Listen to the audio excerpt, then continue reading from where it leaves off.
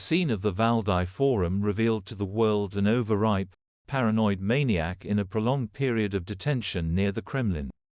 It's hard for the Twilight Zone patriarch to work because in the West politicians are always changing, and this is some kind of nonsense. But the patient holds on stoically.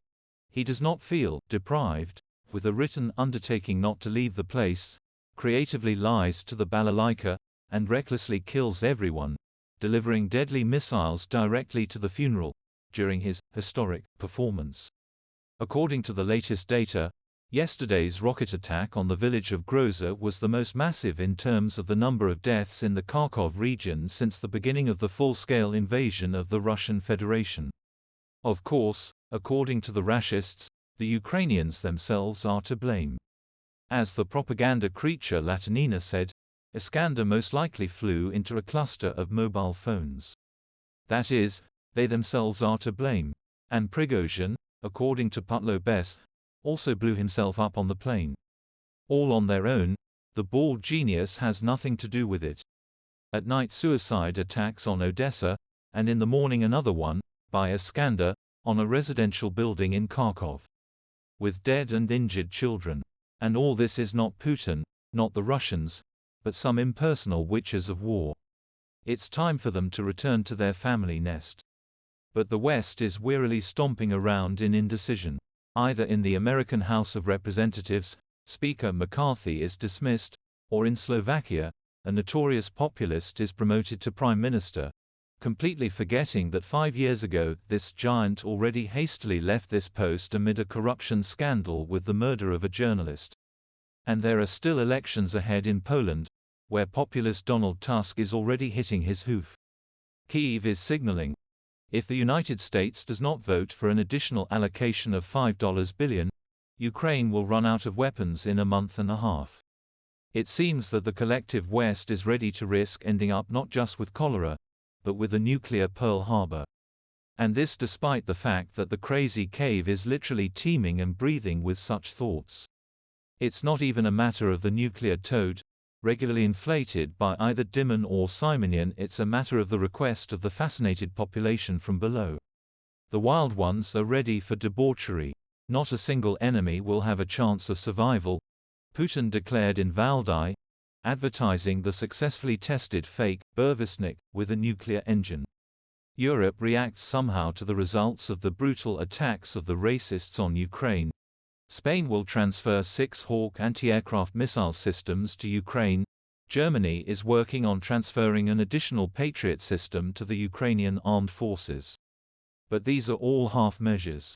If the supply of Western weapons to Ukraine stops, it will only have a week to live. The bald man rubs his little hands and states, Russia is calmly moving towards achieving its goals. And, connecting these two simple thoughts, even a primitive organism understands that Putin's goal is all of Ukraine, as a whole. A senior fellow at the Institute for the Study of War, retired American Lieutenant General James Dubik, does not hide his shock. Those who fought and then built the Europe that most of us have inherited would be horrified today that too many leaders and American citizens do not want to support Ukraine. If the voices of the greatest generation could whisper advice to today's leaders, that advice might be, end this war before it gets bigger. You may think it is difficult, but then it can be even worse. The world needs American leadership, so be a leader. End of quote. And he's right. The boys from Thieves Raspberry can't win, but they won't lose either. They will comb their last nuclear response and use every available arsenal to avenge their defeat. And only a preemptive strike on the rabid cave can save humanity. If, of course, it wants to live, and not survive in the collector, as the flawed deeps who have nothing to lose are accustomed to. The ruble is going to hell, but the weak piece of wood helps fill the budget. The more hopeless life is, the stronger the motivation to go to war. And the worse things are at the front, the more nuclear the patriots sparkle. And the Ukrainian Armed Forces have not yet collapsed the Crimean Bridge. And until this happens, the system, demonstrating the degree of stubbornness of the bald man, seems to be hinting to the West, But there is another option that will beneficially change the configuration and sharply shake off the degree of tension. A reset with Mishustin or Navalny. Isn't it a way out of this situation? Or are you ready to put everything on the line? Because Putin is already ready to marry a nuclear bomb. The State Duma Council at its next meeting will discuss the issue of revoking ratification of the Comprehensive Nuclear Test Ban Treaty. This means that they will definitely grow the mushroom on Novaya Zemlya. He must convince the West to abandon Ukraine. Otherwise, an outbreak of cholera after playing with boys' shit will seem like a fun attraction on the threshold of the Stone Age.